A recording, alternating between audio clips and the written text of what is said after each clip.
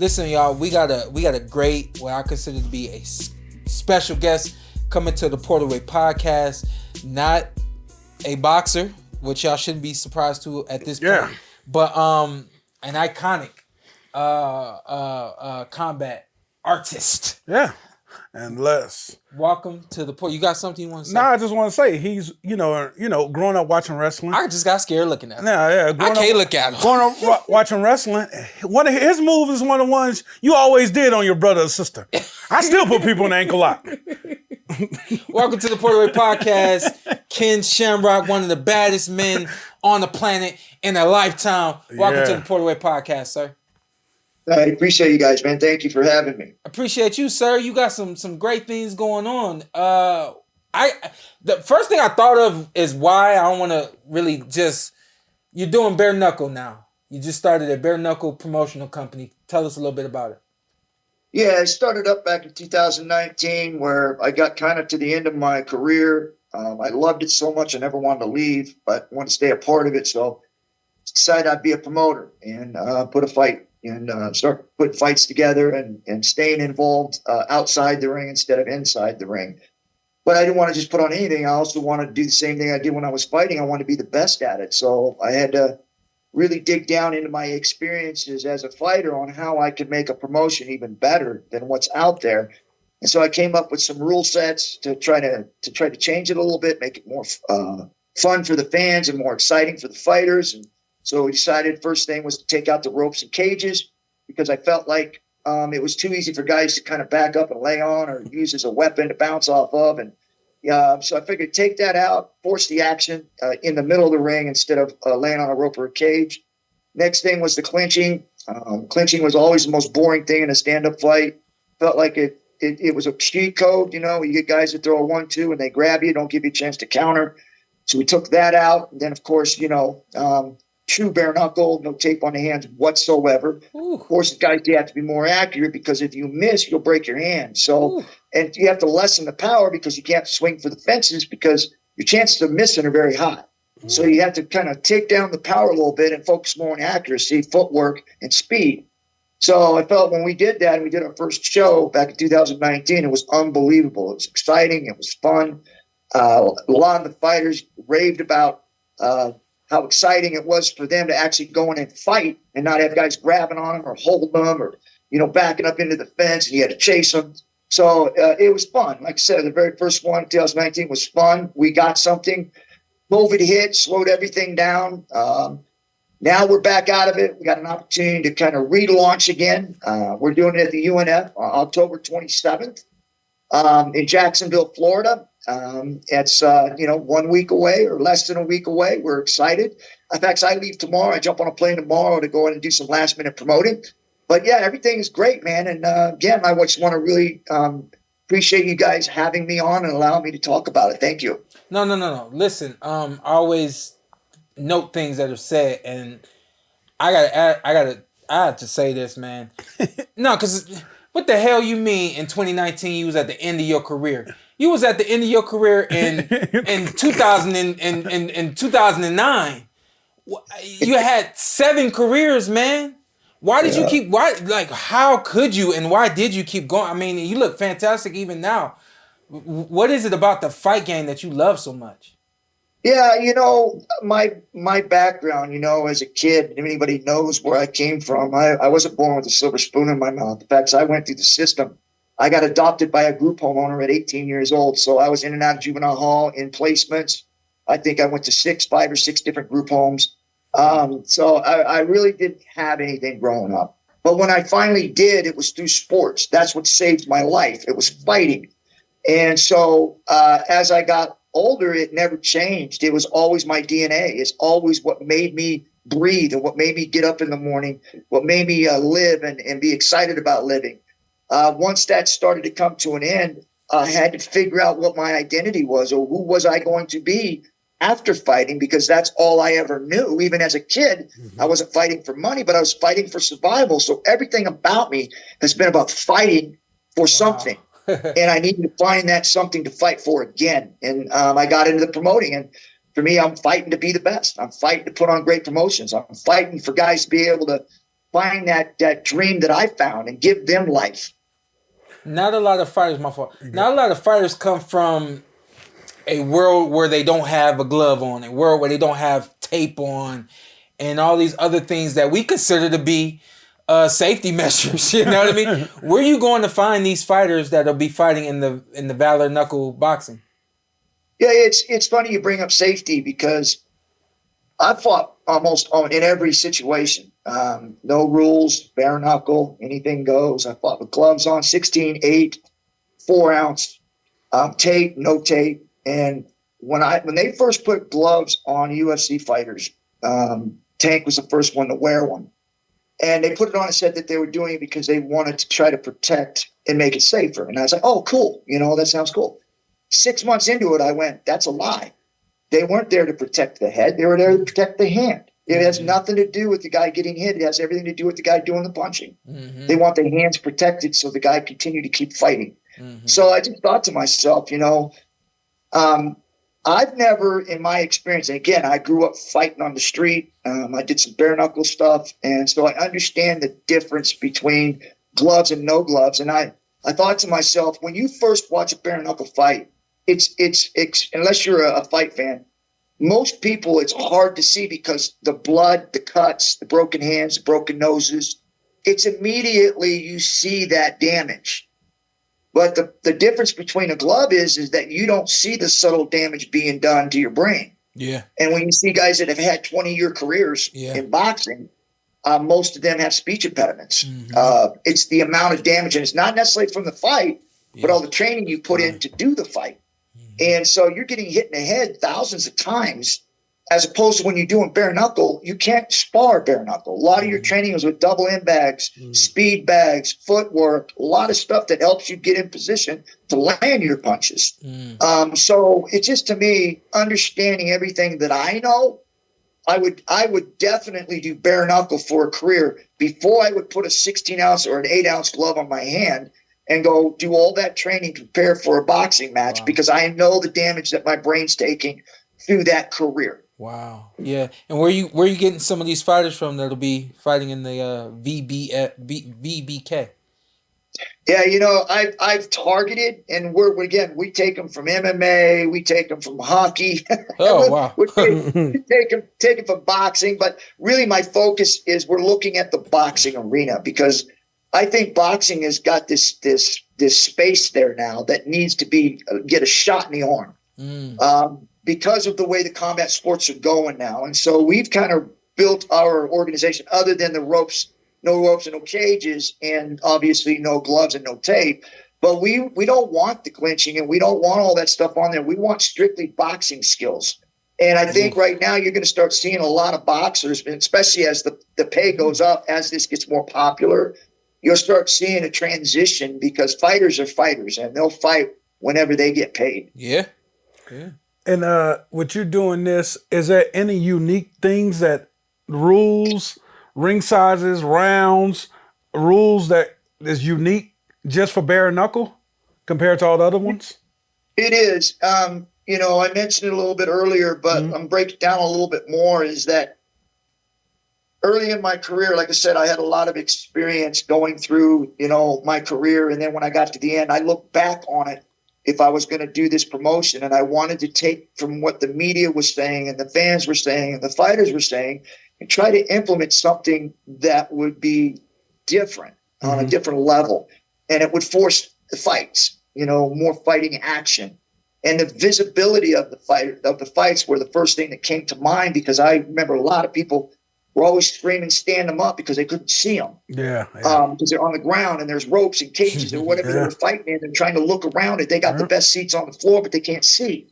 And so I thought to myself, take those down, because in my mind, I'm thinking, I've never had to stay in the middle of the ring to fight. So ropes and cages have never kept me inside there or kept me from going out of bounds, because I'm always engaging. I'm always fighting.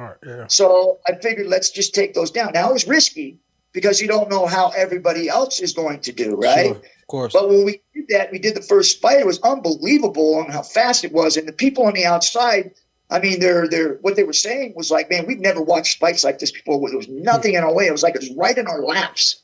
And so that was the first one, and to be much different than anybody else. But the next part of it too was no clinching. I mean, a lot of the other organizations, I don't have a problem with it. I think people got their own vision and then what they want to do. But I hate it when someone grabs onto somebody and they punch them. The dirty boxing, I guess they call it, where they grab them and they grab their head and they start punching them. And I'm like, to me, man, it just doesn't look clean to me. I want guys to stand there with the footwork, with the jabs, right hands, crosses, uppercuts, double jabs, whatever it is, and get that boxing where it looks good. It doesn't look sloppy.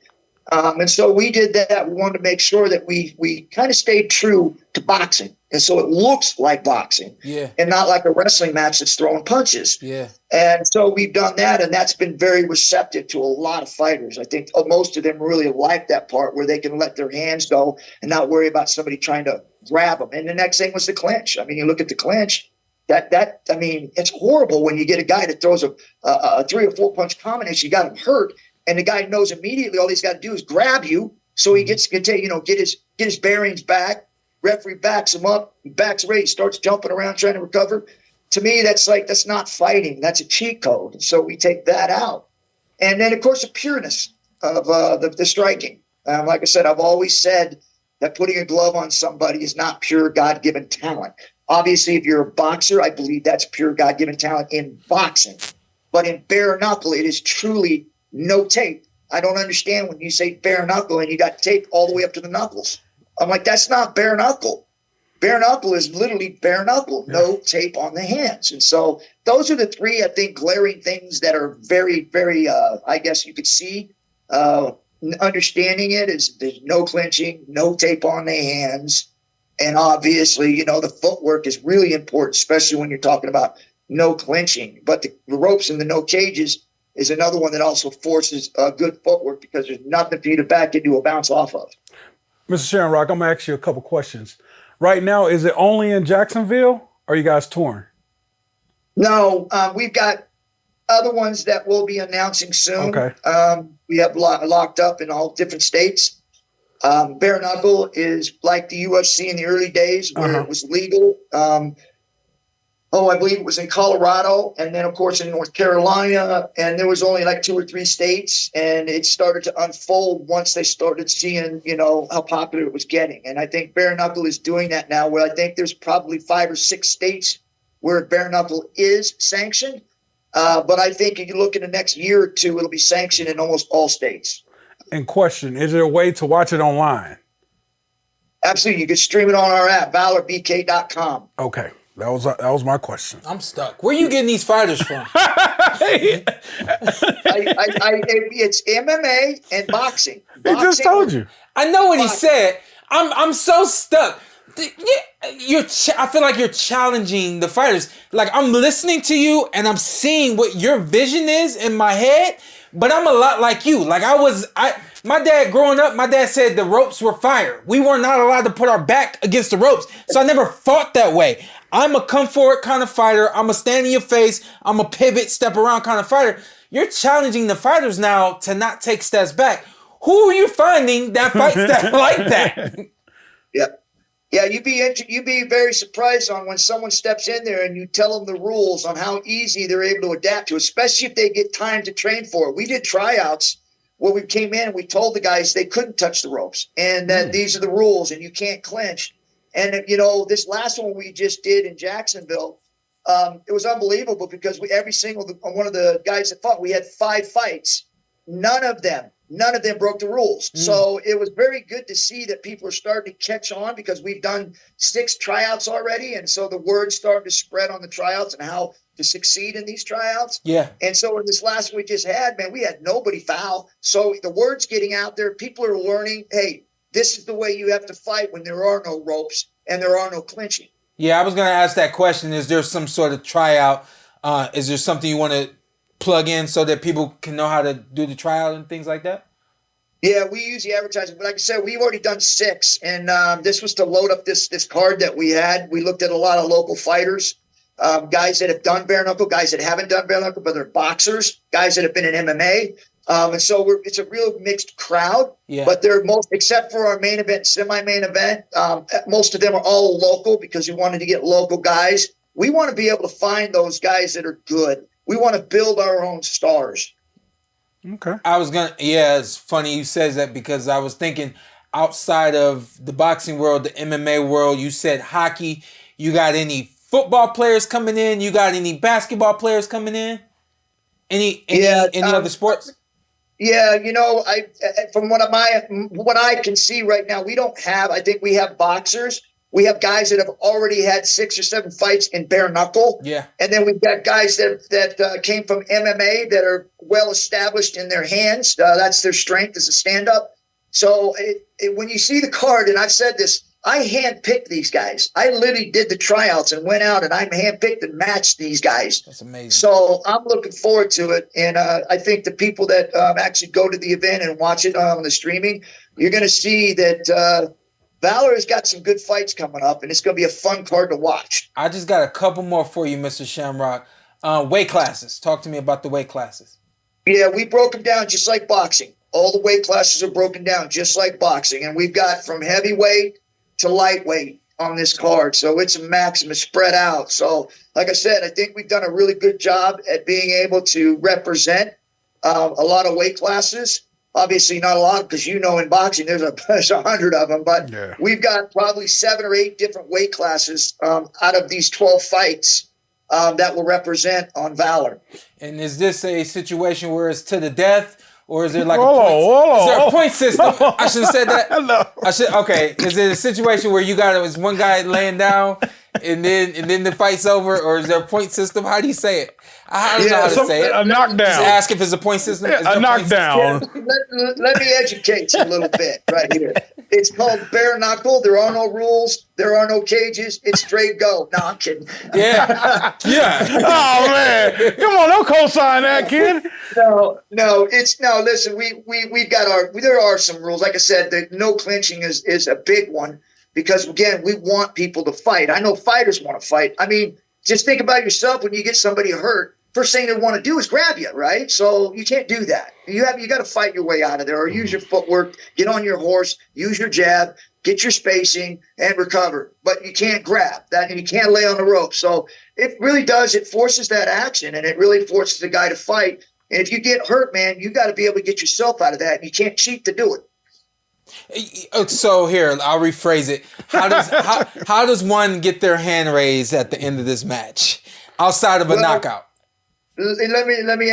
When you box, right? Usually it's scoring points with the punches landed. Yeah. Who wins the rounds? Yeah. Or if you get a foul or a penalty. Yeah. So there's judges. I mean, literally, that are scoring each round. There are 3 rounds for obviously non-title fights, but for the title fights, there's 6 rounds. So the judges will be sitting there at the bout circle, and they will be judging each round on punches landed, aggressiveness, that kind of stuff. And are these 3-minute rounds? Yeah, 3 3-minute rounds or 3 6-minute rounds. Nice. Okay. And then one more time, how can everybody see this? I want as many people to tune in as possible. Your app, the VBK app. ValorBK.com. You can check it out on our app, or you can go there live in Jacksonville at the UNF, man. Be there. I'm telling you, watching it live is unbelievable. Hey, just want to give you a shout out. You hired a hell of a promoter because he sold the hell out of this. I'm all in. I'll tell you that. I'm all in. Dude, I'm just saying, the experience. I tell anybody, you're a boxing fan, you're an MMA fan, and when you look at it, when you first hear about it, I was the same way. When I was like, man, that is just garbage, right? But when I actually started watching it and understood what it took to be successful in it, I realized, wait a minute, there's more skill involved in this than what I imagined.